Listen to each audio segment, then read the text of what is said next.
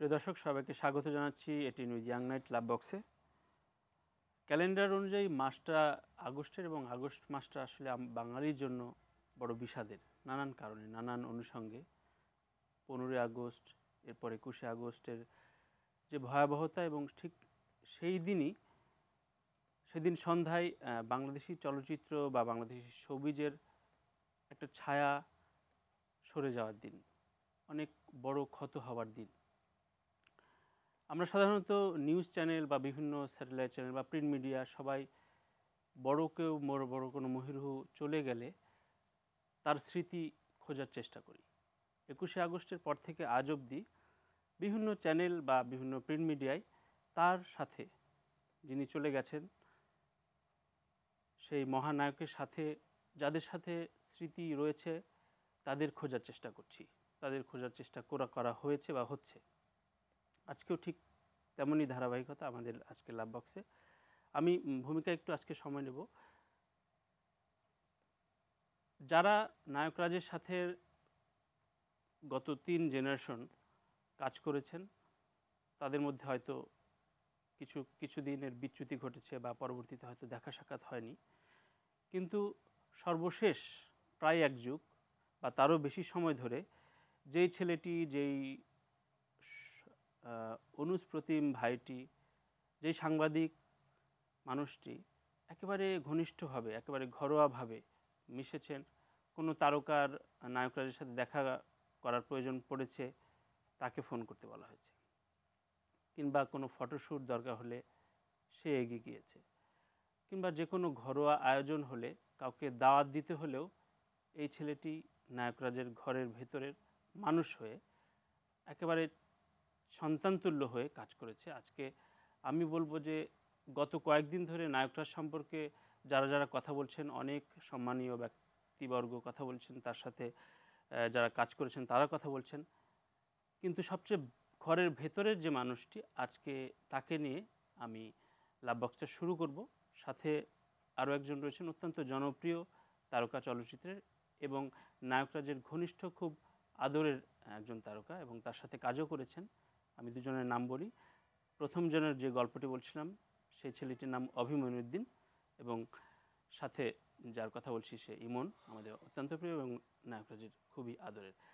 আমি কেমন আছো বলবো না, শুধু দুজনের কাছ থেকে শুরু করতে চাচ্ছি যে সর্বশেষ স্মৃতিটা, সর্বশেষ দেখা বা কথাটা অভি যদি একটু বলতে নায়করাজের সাথে। ধন্যবাদ তানভীর ভাই।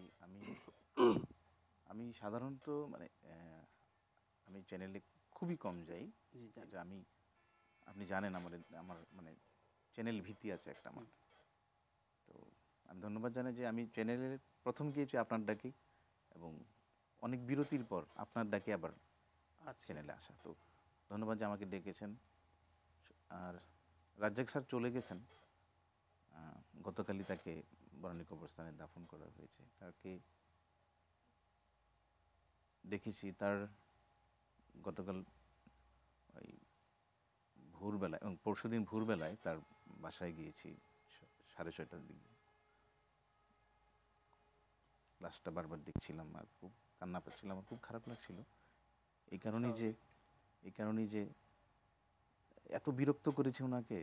উনি আমাকে অনেক স্নেহ করতেন, আমি ওনাকে অনেক ভালোবাসতাম, অনেক সম্মান করতাম। বিকজ টেলিভিশন স্ক্রিনে, সিনেমা হলে তার ছবি আমার প্রথম দেখা, সুভাষ দত্ত পরিচালিত আকাঙ্ক্ষা ছবিটি, যেটাতে উনি ছিলেন, ববিতা ম্যাডাম ছিলেন। আমাদের জেনারেশনে এই গল্পটা অনেক প্রায় মিলে যাবে, তাকে দেখে বড় হওয়া আমাদের। আর হলে হচ্ছে আজহারুল ইসলাম ভাই পরিচালিত তওবা ছবিটি আর কি। তো ওনার সঙ্গে আমার সত্যি পারিবারিক সম্পর্ক, এবং আমাকে সন্তানের মতোই স্নেহ করতেন। সম্রাটকে যেরকম আদর করতেন আমাকে আমরা দেখেছি, সচক্ষে দেখেছি বলে আজকে বললাম। ধন্যবাদ। তো তার সঙ্গে আমার শেষ দেখা হচ্ছে 29 জুলাই। ওই দিন একটি চ্যানেলের সাক্ষাৎকার দিতে গিয়েছিলেন। তো আমার সেদিন 103 ডিগ্রি জ্বর। আচ্ছা, আমি আগের দিন বলেছি যে আমার তো জ্বর, কী করবো, বলছি দেখো তুমি ট্রাই করো সুস্থ হতে পারো কি না।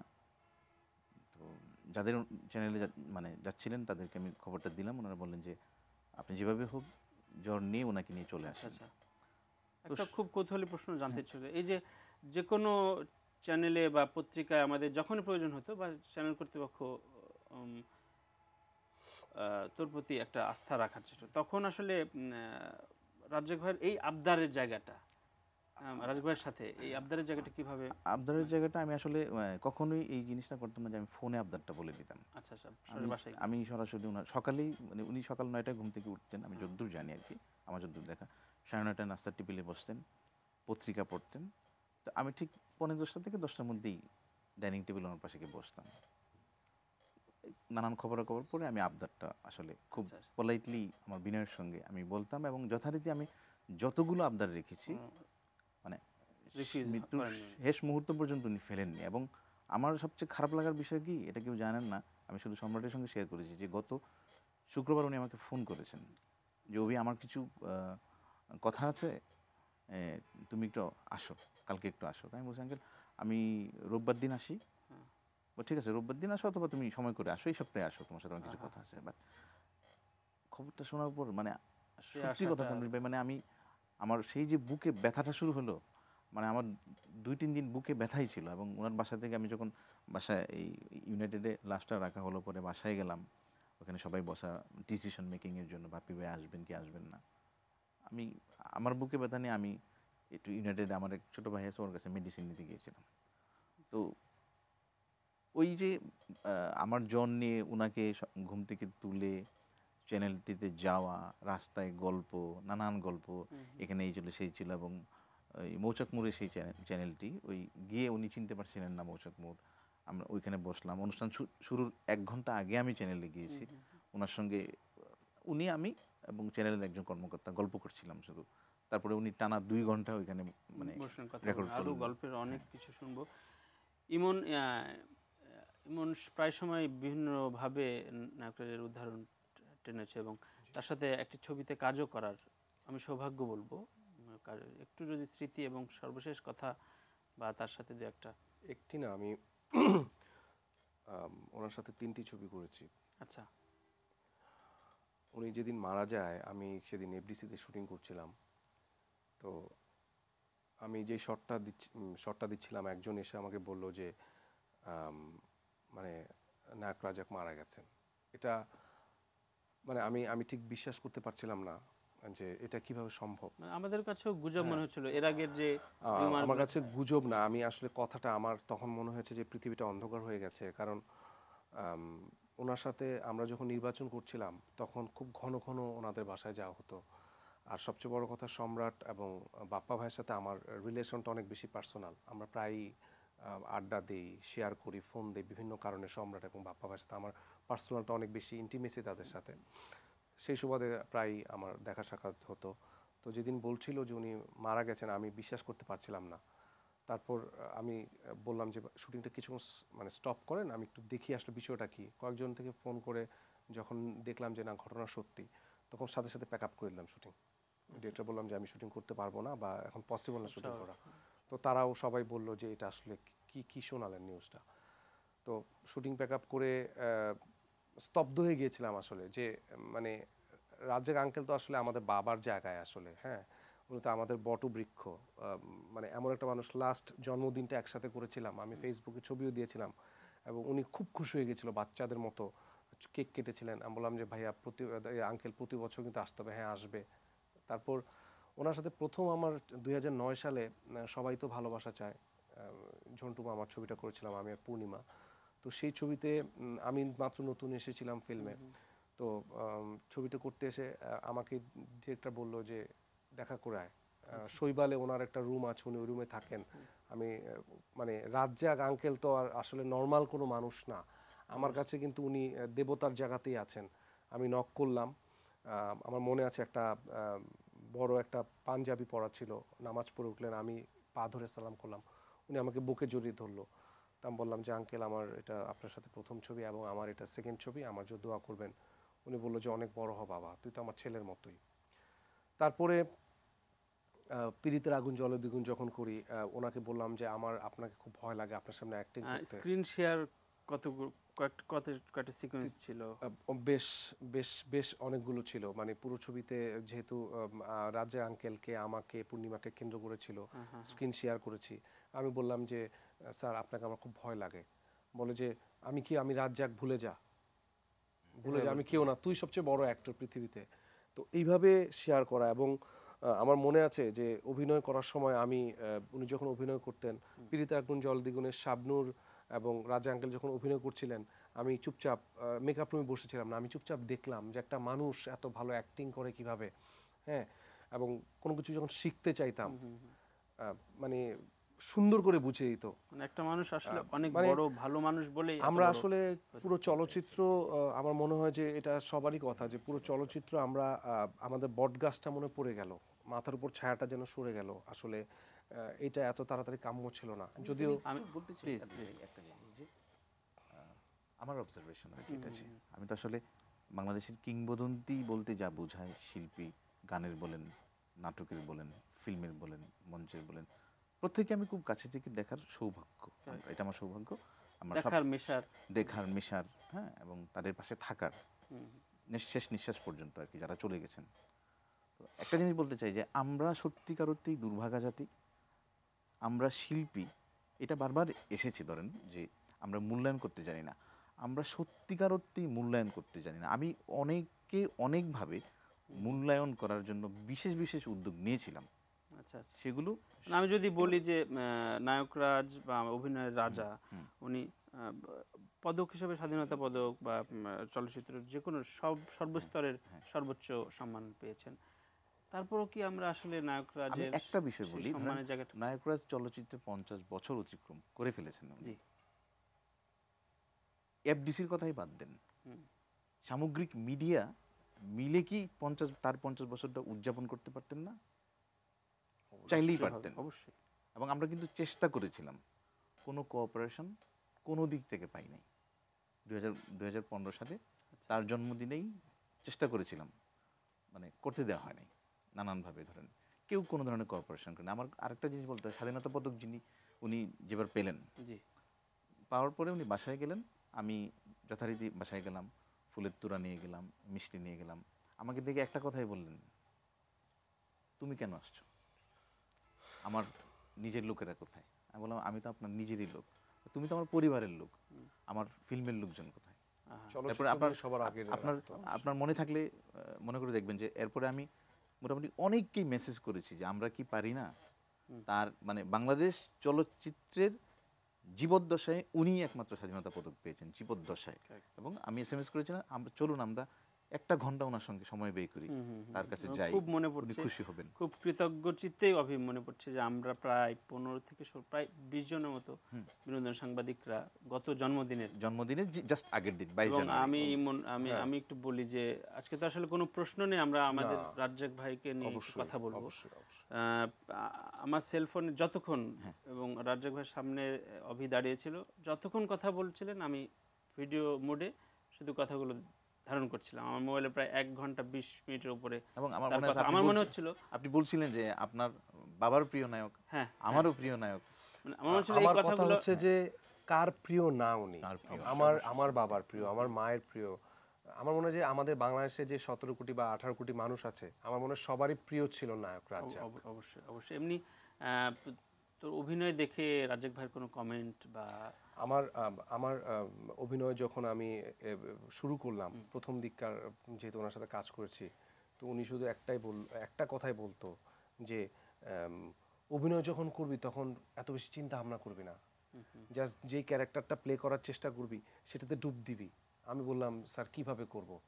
বলল যে ডুব দেওয়ার রাস্তাটা খুব সোজা, জাস্ট ওটা নিয়ে একটু ভাব, তুই ইমন না, ওই ক্যারেক্টারটা হচ্ছিস তুই, এবং ওইটাতে ডুব দেওয়ার চেষ্টা কর।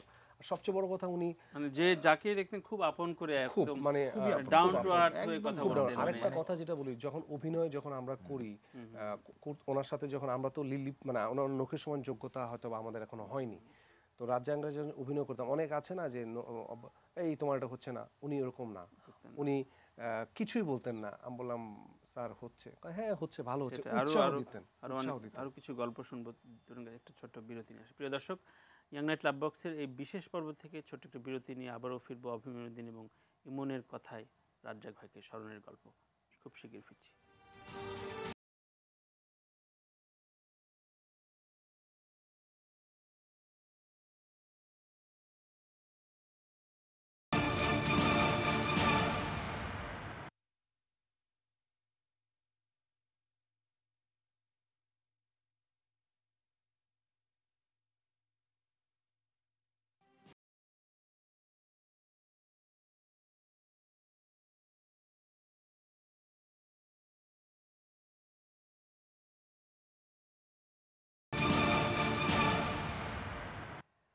প্রিয় দর্শক, স্বাগত আরেকবার ইয়াং নাইট লাভ বক্সে। আমরা আজ কথা বলছি নায়ক রাজ স্মরণে। আমাদের স্টুডিওতে রয়েছেন অভিমন্যুদ্দিন এবং ইমন। আমি একটু ইমনের কাছে যাব। ইমনের কাছে একটু জানতে চাইবো যে আমি খুব বারবার উদাহরণ দিই, খুব স্যালুট দিয়ে বারবার কয়েকবার লিখেছিও যে বাংলাদেশে ফিল্ম ইন্ডাস্ট্রি বড় হওয়া বা সম্প্রসারণ বা প্রসারিত হবার জন্য আমরা যে উদাহরণ দিই ভারত বা অন্যান্য দেশের, তারা যেমন পরিবারকে খুব এনকারেজ করেছে। বাংলাদেশে অন্যতম উদাহরণ নায়করাজ। এর বাইরে খুব বেশি উদাহরণ পাওয়া যায় না, যিনি ডেডিকেটেডলি তার 2 সন্তানকে এই ইন্ডাস্ট্রিতে এনেছেন এবং এনকারেজ করেছেন এবং তারা কাজও করছেন। আমি একটু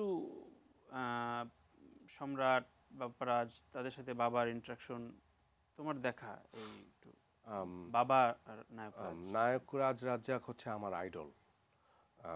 আইডল শুধু নায়ক হিসাবেই না, আসলে আইডল ইন এসেন্স অনেক দিক দিয়ে হতে পারে। যেমন ওনার পার্সোনালিটি বলতে পারি, বা ওনার ফ্যামিলি দর্শন বলতে পারি, যে উনি এত মানে জনপ্রিয়তার তুঙ্গে থেকে বাংলাদেশে ওনার ওয়াইফের সাথে যে গুড রিলেশন শেষ দিন পর্যন্ত ছিল, এবং দেখার মতো এটা উদাহরণ। আমার এই জিনিসটা খুব আমাকে টানে। এবং সম্রাট বাপ্পা ভাইকে আমি তো খুব কাছ থেকে দেখেছি। আমি আরেক ভাইয়া আছে, বাপ্পি ভাইয়ের সাথে আমার আসলে পরিচয় না থাকাটাই স্বাভাবিক। সো সম্রাটকে এবং বাপ্পা ভাইকে আমি যতটুকু দেখেছি, যে আদর্শ ছেলে হিসেবে উনি তৈরি করেছেন, ভদ্রতা, নম্রতা যেটা শিখিয়েছেন একটা ফ্যামিলিতে, এটা উদাহরণ হিসেবে দেয়া যায়। সো এইসব ক্ষেত্রে আমি বলবো যে আমি নায়করাজ রাজ্জাককে ফলো করি সব সময়, যে আমিও এরকম হতে চাই, ওনার মতো হতে চাই, ওনার মতো আদর্শবান হতে চাই। তো আর আমি একটা উদাহরণ দিতে চাই শুধু, যে আমি ওনার সাথে লাস্ট যেটা আমার দেখা হলো, তখন তো আমাদের নির্বাচন চলছিল। আমরা মোটামুটি সবার সাথেই আমাদের প্যানেল, আমি, মিশা ভাই, জায়েদ ভাই, আমরা বেশ কয়েক জায়গায় গিয়েছিলাম এবং নায়করাজ রাজ্জাকের দোয়া নিতে গিয়েছিলাম বাসায়। উনি তখন একটু অসুস্থ ছিল, বাট সম্রাট বললো যে চলে আসো, অসুবিধা নেই। আমরা কেক নিয়ে গিয়েছিলাম। তো ওনাকে সালাম করার পর উনি বুকে যখন জড়িয়ে ধরে, এইটা আমি ভুলতে পারছি না আসলে। আমি একটু শেষ করে দিই সেটা। আমরা আন্দোলন নিয়ে কথা বলছিলাম, ওনার সাথে আরেকদিন গিয়েছিলাম, যে আঙ্কেল আমাদের তো ফিল্মের যে অবস্থা, আন্দোলন হচ্ছে, এই যে আমরা, উনি যেটা বললো লাস্ট একদম বেশ কিছুদিন, অল্প কিছুদিন আগের কথা, যে স্যার আমাদের আন্দোলন হচ্ছে যৌথ প্রযোজনা। তখন উনি বলল যে দেখ, তোরা যে আন্দোলন করছিস এটা কিন্তু মানে শেষ করে দিলে চলবে না, ভয় পেলে চলবে না। আমরা বললাম কি, যে আমি যখন ছবি করি, বাংলায় যখন ছবি শুরু হয়, তখন উর্দু মানে পাকিস্তানি ছবিদের এরকম একটা পুরো দেশ দখল করে ফেলেছিল, আজকে যে ইন্ডিয়া যেটা করছিল। স্যার আপনি কি করেছেন? তো আমরা রাজপথে নেমে গিয়েছিলাম, আমি, আলমগীর, ফারুক, সবাইকে নিয়ে আমি রাজপথে নেমে গেছিলাম। বলেছি গুলি করো, আমি মরে যাব রাজ্জাক, মরে যাব, কিন্তু আমাদের ফিল্মকে হারতে দিব না। তো ওই উদাহরণটা কিন্তু আমাদের শক্তি জুগিয়েছিল। ফিল্মে ডেডিকেট ছিলেন। আমি একটু আপনি পরিবারের কথা বলেছিলেন, তো ইমন তো বাপ্পা ভাই, সম্রাট, আন্টির কথা বলেছে। আমি একটু বলতে চাই যে তার এই শম্পা আপু তো মারা গেছেন থ্যালাসেমিয়ায়, ময়না আপু আছেন, ওনার হাজব্যান্ড, বাপ্পা ভাইয়ের বউ, সম্রাটের বউ, বাপ্পি ভাই তো কানাডায় আছেন 3-4 বছর ধরে, উনি এসেছেন। আমি একজন মানুষের কথা বলতে চাই, আন্টির কথা তো সবাই বলেছেন আসলে, মানে জীবন শুরু হয়েছে তার সঙ্গে এখানে, মানে আমার ভালো লাগা যে উনি বিয়ে করেছেন, বাপ্পা ভাই হয়েছেন, এদেশে এসেছেন, টুকটাক নাটকে অভিনয় করেছেন, নায়ক হয়েছেন, নায়ক রাজ হয়েছেন। আর সম্রাট এবং সম্রাটের বউর কথা আমি বিশেষভাবে বলতে চাই, মুন ভাবির কথা। মুন ভাবি বিয়ের পর থেকে রাজ্জাক আঙ্কেলের যে টেক কেয়ার করতেন, মানে ঘুমের সময়টুকু বাদে, এক কাপ চা লাগবে মুন, এটা লাগবে মন, ডাক্তারের কাছে যাব মন, গাড়ি লাগবে মন, মানে মন ভাবির একেবারে মানে একেবারেই মানে এটা আমি মেয়ের মতো। মেয়ের চেয়েও বেশি করেছে আমি দেখেছি। এবং মন ভাবির সারাক্ষণ আমি মানে দেখেছি যে মানে কাঁদতে, এবং মানে উনার মানে একটু জানতে চাই শেষ যে অসুস্থ সময়টুকু বা এই যে হ্যাঁ কিছু রিউমার গেল হ্যাঁ এর আগে যে রিমার গেল মৃত্যু গুজব বা জি তার কারণে তো এসছেন ওই হ্যাঁ সময়। হ্যাঁ হ্যাঁ হ্যাঁ ওই সময় কি বলতেন বা মানে এবং উনি যে লাস্ট রিমোটটা হলো না, উনি অনেকদিন আসলে অবচেতন ছিলেন যে ওই হাসপাতালে এতটা সময় কেটেছে, এবং উনি ঘর থেকে কিছু ভুল অবচেতন খবর হ্যাঁ, ব্যাখ্যা চলছে।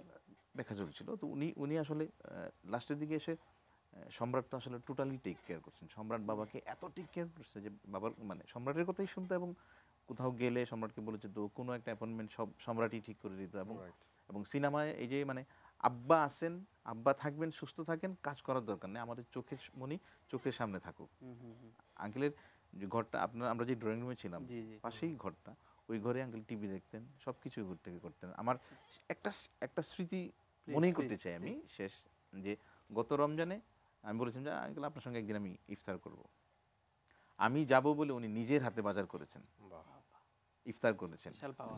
সত্যি মানে এটা আমার আমার অনেক বড় অর্জন। এবং একসঙ্গে আমরা নামাজ পড়েছি, একসঙ্গে আমরা ওই ঘরটাতে কোরআন শরীফ পড়েছি।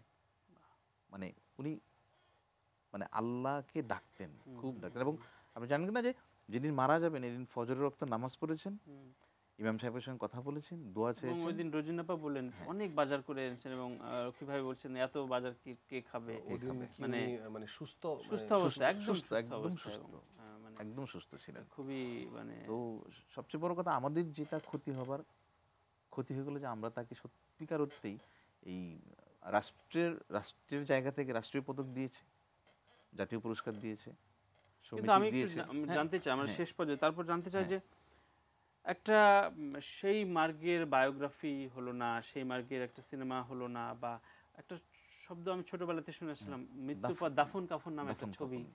রিলিজ হবে। এটা বা আমিও শুনে এটা এসেছিলাম, শুনতে শুনতে কিন্তু আমরা বড় হয়েছি। শুনতে শুনতে বড় হয়েছি। হ্যাঁ, এরপরে ঢাকায় এসেছি বা ওই সময় কোনো আহ, এটার কোনো খবর পাইনি। শেষ দিন কিন্তু আমি হ্যাঁ, জিজ্ঞাসা হ্যাঁ, জিজ্ঞাসা করেছিলাম করেছিলেন। রাজাক ভাইকে যে ওই ছবিটা কি হবে বা হচ্ছে কিনা।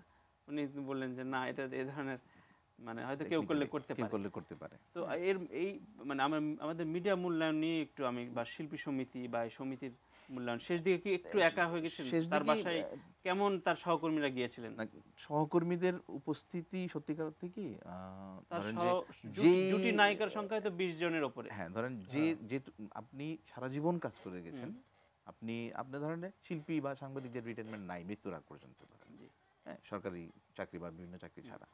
আসলে শেষ সময়টুকুতে সবাই চাইবে যে আমার কাছে একটু সবাই আসুক। টুকটাক কয়েকজনের উপস্থিতি কিন্তু বোঝায় না যে তাকে আমরা ভালোবাসি। রাইট। নায়করাজ যে মহিরুরও যে প্রবাদ পুরুষ, উনি কারেক্ট। ওনাকে বাংলাদেশের মতো একটা, উনি কলকাতার একজন মানুষ হলেও বাংলাদেশে এসে উনি মানে ওই যে সেটাই বলতে চাই যে নায়ক মানেই হচ্ছে নায়করাজ রাজ্জাক। আমরা তো এটাই দেখেছি প্রথম, নায়ক মানে হচ্ছে নায়করাজ রাজ্জাক, এরপরে আদার্স যারা আছেন, ঠিক আছে।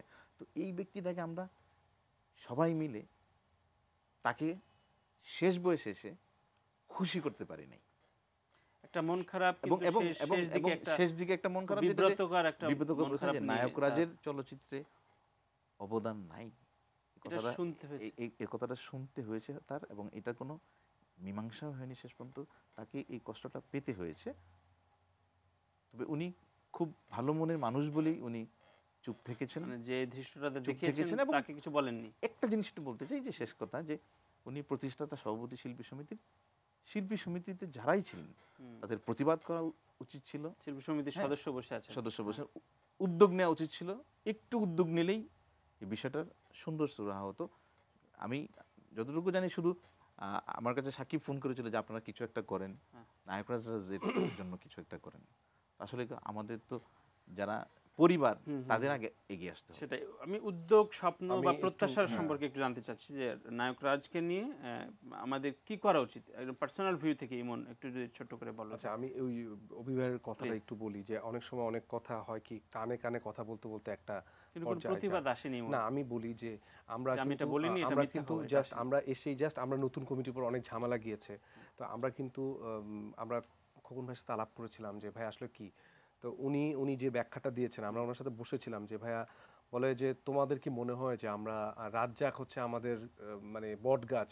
উনি যেটা বললো যে আমি যেটা বলেছিলাম যে আসলে নায়ক রাজ্জাক চেলে আমাদের এখন যে ফিল্মের যে হলের সংখ্যা কমে গিয়েছে, আমাদের যে অবস্থানটা, এটা উনি যেই জায়গায় দাঁড়িয়ে আছেন ওনার কথা কিন্তু আমাদের প্রধানমন্ত্রী শুনবে।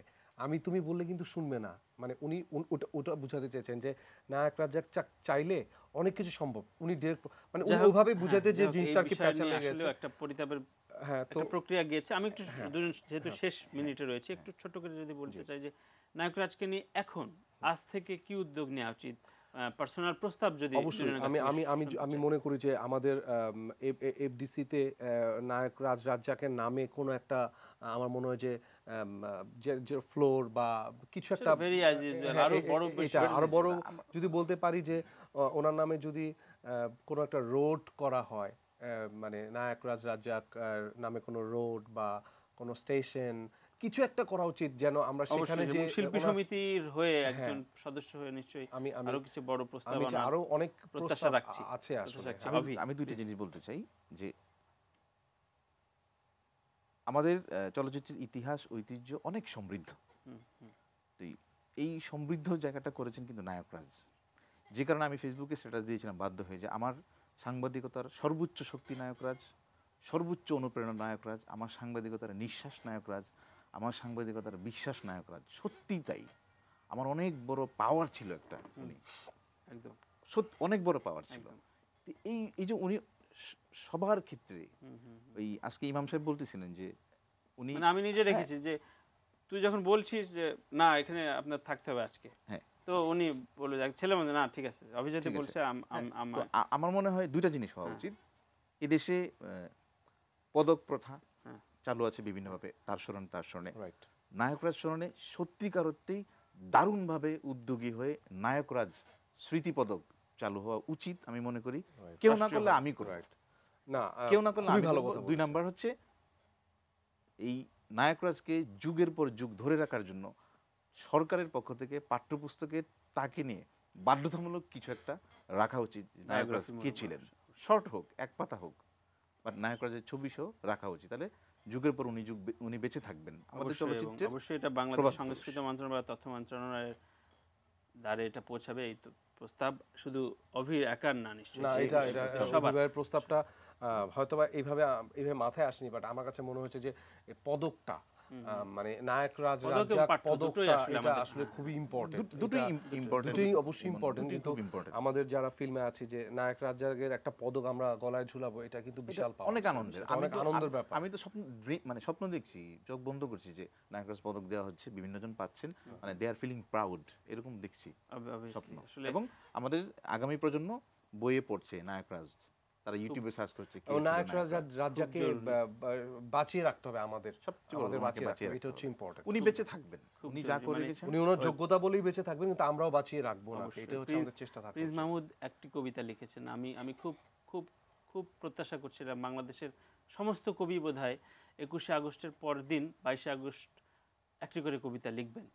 যাই হোক, কবিগণ হয়তো ব্যস্ত বা কোনো একটা আগামী সাময়িকীতে হয়তো তারা লেখার জন্য সময় নিচ্ছেন, কিন্তু প্রিন্স মাহমুদ সাথে সাথে লিখেছেন যে হে নায়করাজ, তোমাকে কত নাম্বার বা ক্রমিকে যে আমি হয়তো গোনা শুরু হবে 101 থেকে। আমি অসাধারণ লেগেছে, আমি এটা ছেপেছিও, অনেকেই ছেপেছে। লাস্ট কথা সেটা হচ্ছে যে দেখেন আমাদের মানে আমাদের জাতির পিতা বঙ্গবন্ধু শেখ মুজিবুর রহমান, উনি কিন্তু 15 আগস্ট হচ্ছে ওনার মানে একটা শোকের মাসেও কিন্তু আমাদের নায়করাজ চলে গেলেন। মানে বুঝাতে যাচ্ছি যে মানে আগস্ট মাসটা একদম পুরোপুরি শোকের পরিণত হয়ে গেল। একটু শেষ করে দেই। আর ভালো লাগার বিষয় হচ্ছে যে বাংলা নায়করাজ রাজ্জাককে নিয়ে তার একটা জন্মদিনের গান আছে, এটা বলে দিই। লিখেছিল ওমর ফারুক, করেছেন বাপ্পা মজুমদার, গেয়েছেন বিশ্বজিৎ দা, বাপ্পা মজুমদার, আকি আলমগীর, ফাহমিদা নবী, ওটা প্রডিউস করেছিলেন আশাদ আদনান। খুব চমৎকার একটি গান, তোমার আলোর এই পৃথিবীটা রঙিন হলো আজ, স্বপ্নের ফেরিওয়ালা তুমিই নায়করাজ। উনি জীবদ্দশায় গানটি শুনে গেছেন এবং খুব খুশি হয়েছিলেন উনি গানটি, যে আমার জন্মদিনের জন্য একটি গান আছে। এই গানটি প্রতিবার জন্মদিনে বাজবে তার বাসায়। এটা কি মিউজিক ভিডিও হয়েছিল? এটা হয়েছিল, আমি দেখেছি এবং খুব চমৎকার একটা কাজ হয়েছে। আরো অনেক কাজ হোক এবং এই প্রস্তাবনাগুলো বাস্তবায়িত হোক। দুজনকে ধন্যবাদ। আসলে নায়করাজকে নিয়ে কথা বলে শেষ ধন্যবাদ তানভীর ভাই, আপনাকে অনেক ধন্যবাদ যে আপনি যে আমাদেরকে মানে এখানে আসার সুযোগ করে দিয়েছেন কিছু বলার জন্য। প্রিয় দর্শক, Thank you. আজকের ইয়াং নাইট লাভ বক্সে আমি আগে বলেছি একটু অন্যরকম ভিন্ন আঙ্গিকে, কারণ স্মৃতি খোঁজার চেষ্টা করব। স্মৃতি খোঁজার মানুষ হিসেবে অভিকে আমি যেমন সিলেক্ট করেছি এই কারণে যে আমার দেখা নায়করাজের সবচেয়ে কাছের, এই গত পরিবারের বাইরে বা আত্মীয়তার বাইরে কিন্তু অত্যন্ত নিকট আত্মীয়ের মতো, এবং ইমন তার খুব স্নেহধন্য, দুজনের মূল্যায়ন না কিছু স্মৃতি আকর খুঁজে নেবার চেষ্টা করেছি আজকের লাভ বক্সে একেবারেই সংক্ষিপ্ত আকারে। নিশ্চয়ই কোনো পর্বে নায়করাজ বারবার আমাদের যে কোনো অনুষ্ঠানে যে কোনো পর্বে আসতে পারে, আসবে। সবাই ভালো থাকুন।